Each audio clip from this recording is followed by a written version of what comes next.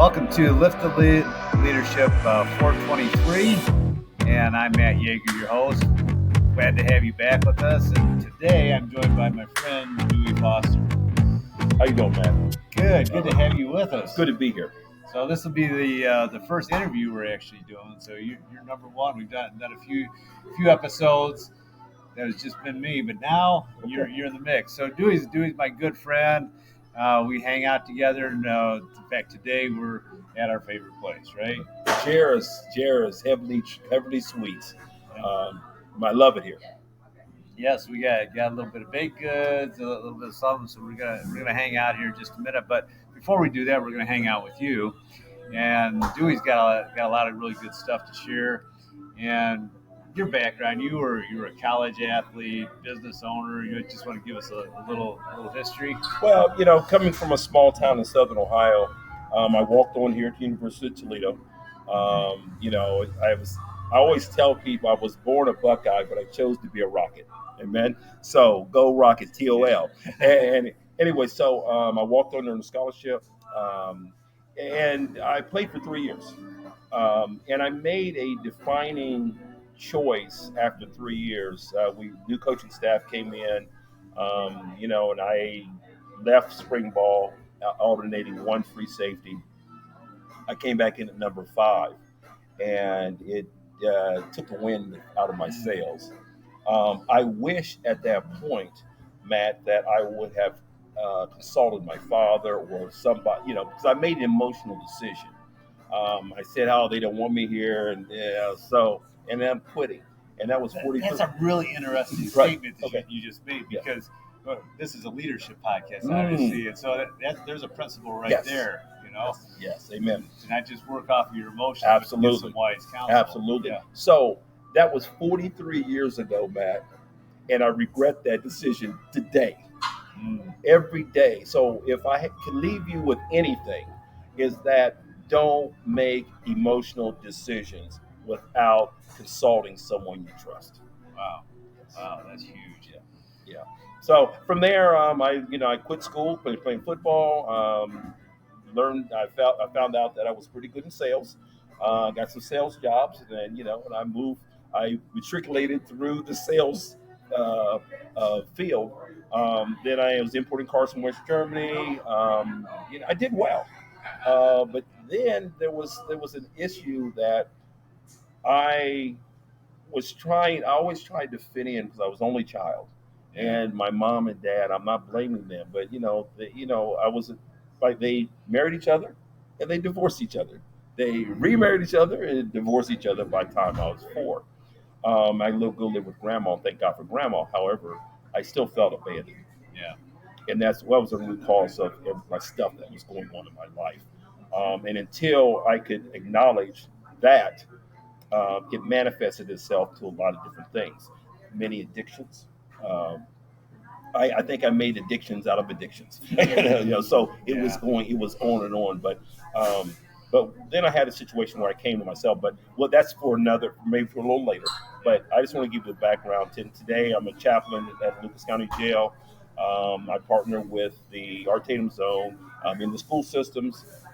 We just got some funding for a mentoring grant, mentoring students and their parents. So I'm looking forward to that. And also, my passion is to mentor athletes with addictions. Yeah. Yes. Yeah. So I think about the old phrase that you could sell ice to an Eskimo. Yeah. I think about you, my friend, that way. That you're really good, and not just that you're a slick guy, but that you just have a way of really helping people understand what you're selling, what you need, and how it can help them. But I think you can also, now you're doing it in an even more positive way, as you're mentoring young people and you're moving forward. And let's talk a little bit about this addiction thing. And we can get in a little bit more of your story. But when you think about addiction, why do people go to addictions? Addictions are. Let's look at the cycle of addiction. Yeah. The cycle of addiction is that you're in some type of disarray. Physically, emotionally, spiritually, there's something going in your life you don't like. So you want to get out of that situation. So by getting out of that situation, you pick up something, you pick up someone, you develop some kind of it's a coping skill. Medicating, It's medicating, yeah. exactly, but it's only a temporary solution for a long term problem. And but you don't know that going in. You say, "Oh, it feels good right now," and then when you have some type of usage, Matt, what happens is that after that usage, there's guilt and shame. Okay, and there's consequences, guilt and shame, and then you right back to where you started. So that cycle continues on and on and on. So basically, it's a short term coping skill that's medicating a long term situation for a short it's a short term situation for a long term problem. Yeah. Yes. Well, that's good. That's a good way to put it. Yeah. And I think each of us have these areas that we tendencies where we can end up in addictions. And it may not be obvious. It Mm. might not be some addictions that we look at. Oh man, that's terrible. Yeah. But it can be other kinds of addictions that are maybe not as noticeable. It could Yeah. be garnering people's Yeah. attention, on social media or just in general. It could be eating. It could be a variety of different things that we go to. It could be late night television watching. We're just soaking into stuff, which could lead to other kinds of addiction and stuff too. Yeah, because Matt, most times we think of addictions, we think of alcohol, we think of drugs, but there's so many other addictions: sex, eating, gaming, gambling. I mean, anything can be an addiction that's compulsive to you, Yeah. and it becomes usually a small thing, and then it grows, and then it overwhelms you, it consumes you. So addiction can be anything, and but I feel that you have to find out what the root cause is of the addiction. And it's usually not the addiction that's the issue, because the addiction is just a manifestation of something else in your life. Yeah. Okay, for me, my main addiction, it was drugs. Okay, because I kept trying to look for love in all the wrong places, Yep. and so it manifested itself, but the root cause was my abandonment issues. Mm, yeah. So, and that's until you watch this. If if society tried to cure, stop my um, drug addiction, Yep. but if we don't get to the root cause, it's still there. And that's the driving force. That's the Yeah. primary force. So we have to identify what it is that's driving it. So as we talk about, like for our viewers here or listeners, you think about, all right, I've got an addiction. Mm. What are some simple steps that we can take to identify it Yeah. and to begin to bring healing and overcome that? Matt, that's a great question. I have three simple steps: admitting, Mm, admitting who I am, admitting where I am, and for me, admitting whose I am. okay. Okay, and then submitting. Okay. We have to submit to something. Okay, we're humans. We athletes. We don't like that word submit. We don't Yep. like that. Okay, but it's necessary. Nobody's going to control me. Right, exactly. I've been taught that from pony So league. something will control Exactly, me, right? because if you don't, so you have to get some positive influences. For me, it was the spiritual side of things, Mm-hmm. because I believe that addiction is a spiritual condition. Mm, And then after we admit and we submit, then we commit. okay. Athletes are good at that, but we got to get those first two things out of the way first. Um, and I feel that being an athlete really hampered my situation as far as recovery. And recovery is how the society looks at it. Recovery. Yeah. I look at something a little more definitive, a little more. I look at deliverance Yeah. as more, because recovery. The recovery community thinks you're in recovery forever, Yeah. and I don't believe that. I believe that what I was, and I use that for my good and for the good of other people. But I'm not claiming that today.